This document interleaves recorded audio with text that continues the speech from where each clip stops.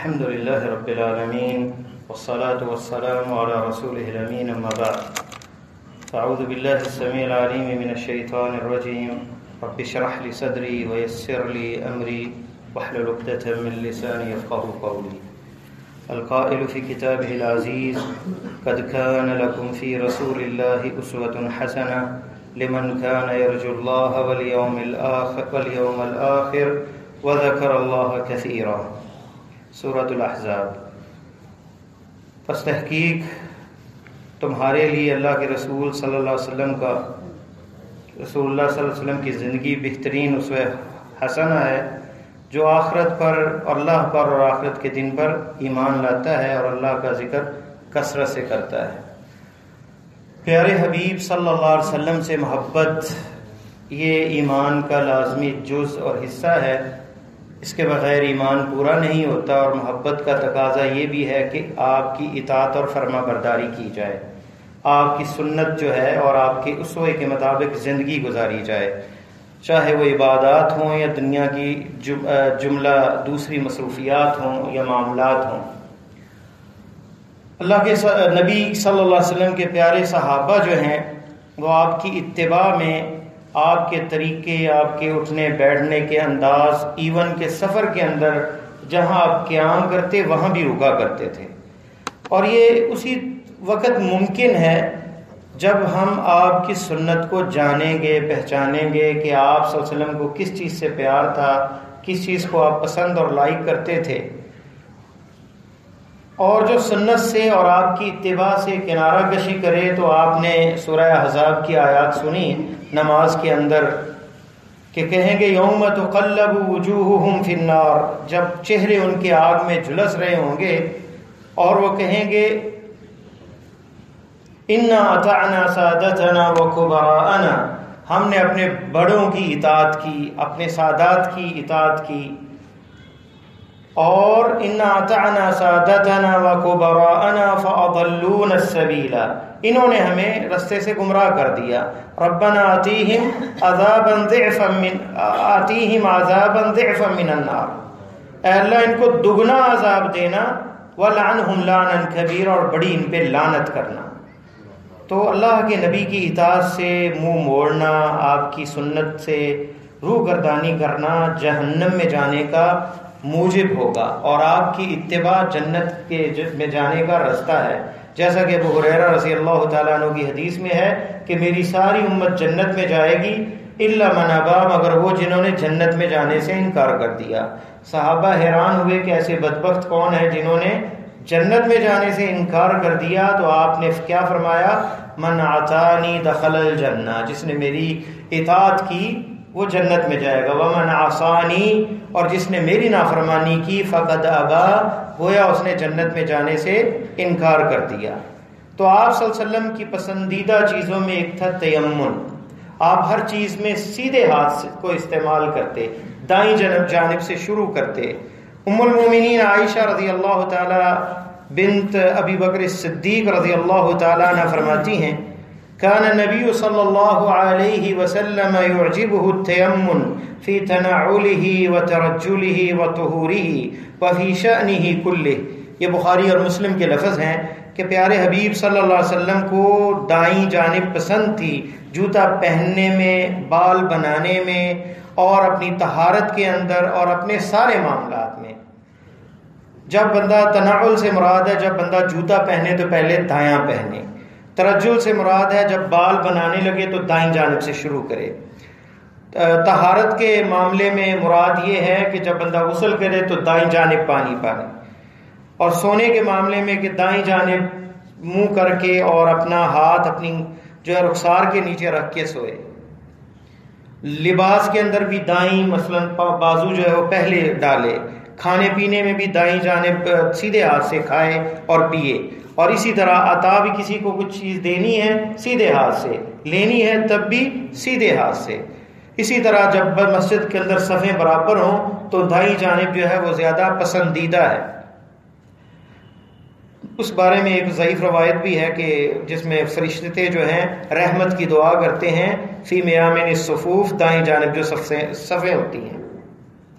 اسی طرح آپ پانی پلا رہے ہیں تو آغاز دائیں جانب سے کریں، کھانا تقسیم کر رہے ہیں تو دائیں جانب سے جو ہے وہ شروع کریں، جیسا کہ حدیث میں آتا ہے، آپ نے فرمایا ایمنون الایمنون الا فیمنوا، دائیں جانب سے جو ہے پلاؤ۔ اور انس کہتے ہیں فہی سنہ، یہ سنت ہے، آپ نے 3 دفعہ فرمایا، یہ بخاری اور مسلم میں ہے۔ تو سنت یہ ہے کہ جو دائیں جانب ہے پہلے اسے دیا جائے، چاہے وہ کوئی بھی ہو، اور دائیں جانب سے شروع کیا جائے۔ تو دائیں جانب کو استعمال کرنا جو ہے یہ سنت ہے۔ اسی طرح قرآن میں اللہ تعالیٰ نے فرمایا فَأَمَّا مَنْ أُوتِيَ كِتَابَهُ بِيَمِينِهِ، بس وہ لوگ جن کے دائیں ہاتھ میں کتاب دی جائے گی، فَسَوْفَ يُحَاسَبُ حِسَابًا يَسِيرًا، ان کا حساب جو ہے بڑا ہی آسان ہوگا، وَيَنْقَلِبُ إِلَىٰ أَهْلِهِ مَسْرُورًا، اور وہ خوش ہو کر اپنے گھر والوں کی طرف لوٹے گا۔ یعنی دائیں والے ہاتھ والے، ان کی تعریف و توصیف قرآن میں بھی ہے، اور وہ جنتی لوگ ہیں۔ انس رضی اللہ تعالیٰ عنہ فرماتے ہیں دوسری جو چیز ہے وہ ہے اچھا خواب۔ اچھے خواب جو بندہ جس کو نظر آتے ہیں، اس کے بارے میں انس رضی اللہ تعالیٰ عنہ کی حدیث مسند احمد میں، اور شیخ البانی نے اسے حسن کہا ہے۔ فرمایا آپ نے یعجبہ الرؤیا الحسنہ، آپ کو اچھے خواب اچھے پسند تھے، اور یہ سلسلہ صحیحہ میں بھی ہے۔ تو نیک اچھے جو خواب ہیں یہ اللہ کی طرف سے بشارت ہے، جیسا کہ حدیث ابو قتادہ میں ہے، آپ نے فرمایا الرؤیا صالحہ من اللہ، نیک خواب اللہ کی طرف سے ہے، والحلم من الشیطان، اور حلم جو ہے وہ شیطان سے ہے۔ یہ متفق علیہ بخاری مسلم کی روایت ہے۔ نیک خواب جو ہے یہ خوشخبریوں میں سے ہیں۔ ابو ہریرہ رضی اللہ تعالیٰ عنہ کی حدیث بخاری مسلم میں ہے، آپ نے فرمایا، پیارے حبیب صلی اللہ علیہ وسلم نے فرمایا لم یبقى من النبوۃ الا المبشرات، نبوت تو ختم ہو گئی، نبی تو کوئی نہیں آئے گا، لیکن مبشرات خوشخبریاں یہ باقی ہیں۔ قالوا وما المبشرات، صحابہ نے کہا کہ خوشخبریاں کیا ہیں؟ قال الرؤیا الصالحہ، نیک خواب، اچھے خواب۔ تو جو اچھا خواب دیکھے وہ اللہ کی تعریف بیان کرے اور خوشی کا اظہار کرے، اور صرف اپنے محبوب پسندیدہ قریبی جو ہے یا جو نصیحت کرنے والا ہے اسے ہی بیان کرے۔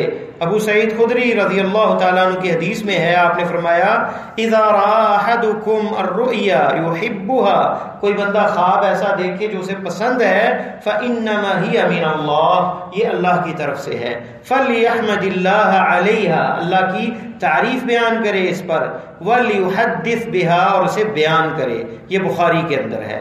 اور ابو ہریرہ کی حدیث جو بخاری اور مسلم میں ہے، فرمایا لا تخص الرؤيا الا على عالم، خواب جو ہے صرف عالم دین کو بتائیں، اور نصح یا کوئی نصیحت کرنے والے کو۔ اور ابی رزین الوخیلی کہتے ہیں رضی اللہ عنہ کہ آپ صلی اللہ علیہ وسلم نے فرمایا ولا تحدث بها الا لبیبا او حبیبا، کسی کو سنانا ہو تو عقل مند انسان کو سنائیں یا کسی پیارے حبیب دوست کو۔ یہ ابو داؤد کے اندر روایت ہے۔ تو خواب جو ہے یہ اس طرح آخری زمانے کے اندر، جیسا کہ حدیث میں ہے، جب زمانہ قریب آئے گا لم تکد رؤیا المسلم تکذب، مسلمان کا خواب جھوٹا نہیں ہوگا۔ وَأَصْدَقُكُمْ رُؤْيَا أَصْدَقُكُمْ حَدِيثًا، سچے خواب اسے نظر آئیں گے جو سب سے سچی باتیں کرنے والا ہے۔ یہ صحیح مسلم کے لفظ ہیں۔ تو جس بندے کا دنیا کے معاملے میں وہ سچا ہے، کھرا ہے، صاف بات کرتا ہے، تو خواب کے اندر بھی اللہ تعالیٰ جو اسے دکھائیں گے وہ سچ ہی دکھائیں گے۔ اس لیے اس بندے کا جو جھوٹا ہے، جھوٹ بہت بولتا ہے، اس کے خواب کی کوئی حیثیت نہیں، کیونکہ اس کے خواب بھی جھوٹے ہوتے ہیں۔ اور جو سچا آدمی ہے قریب نہیں کہ اس کے خواب کی تکذیب کی جائے، وہ خواب سچے ہوتے ہیں۔ اسی طرح تیسری بات اور آخری بات کہ آپ فعل، اچھی بات کو پسند کرتے تھے۔ حدیث میں لفظ ہے لا عدوى ولا طیرہ ويعجبنی الفعل الصالح، فرمایا کہ نہ کوئی ایسی متعدی بیماری ہے اور نہ ہی بدشگونی لی جا سکتی ہے پرندوں سے، اور مجھے اچھی بات پسند ہے، الکلمۃ الحسنہ، اچھی بات۔ یہ بخاری اور مسلم کے لفظ ہے، جسے ہم کہتے ہیں اکثر لوگوں کو کہ بی پازیٹیو، ہمیشہ جو ہے پازیٹیو سوچ رکھیں، جو ہمیشہ کسی معاملے کے بارے میں سوچیں یا گفتگو کریں تو اچھی کریں، برے کلمات نہ لائیں کہ ایکسیڈنٹ ہو جائے گا، ایسا نہ ہو جائے، میں ناکام نہ ہو جاؤں، میرا کاروبار نہ چلا تو، اس طرح کے جملے نہیں کہنے چاہیے. ہمیشہ اچھا سوچیں. اور خاص کر حدیث میں یہ لفظ ہے کہ ان اللہ مع ظن عبدی، ان اللہ مع ظن العبد، اللہ تعالیٰ اپنے بندے کے گمان کے ساتھ ہے. بندہ اللہ سے ہمیشہ اچھا گمان اور رحمت والا کرے، انشاءاللہ بیمار ٹھیک ہو جائے گا، انشاءاللہ تعالیٰ صحت عافیت ہوگی. اگرچہ 1% بھی خطرہ ہو، 99% بھی خطرات ہوں، 1% فقط امید ہو نجات کی، تب بھی ہم جو ہے پازیٹیو سوچیں کہ انشاءاللہ خیر ہوگی. تو یہ کامیابی کی کلید ہے، چابی ہے کہ آپ اپنے ہمیشہ عائلی معاملات ہوں، اپنے معاشی اور کاروباری معاملات ہوں، ہمیشہ اچھی سوچ رکھیں اور اللہ سے امید رکھیں. اور جب کسی وقت بری بات کیوں بندہ نہیں کرتا، کیونکہ دن اور رات میں ایک ایسی گھڑی ہوتی ہے کہ بندہ کوئی بھی بات کرتا ہے اور وہ استجابت کا وقت ہوتا ہے اور وہ قبول ہو جاتی ہے. کہ بندہ نے کوئی بری بات کی اور وقت استجابت کا تھا، وہ ویسا ہی ہو جاتا ہے. اور بندہ کہتا ہے یار یہ تو امید ہی نہیں تھی، ایسا کیوں ہو گیا، اور اسے یہ اندازہ ہی نہیں ہوتا کہ اس نے جو بات کی تھی اس وجہ سے پکڑ آ گئی. تو ہمیشہ بات اچھی کرے اور پازیٹیو سوچے بندہ، جس سے خیر اور بھلائی ملتی ہے.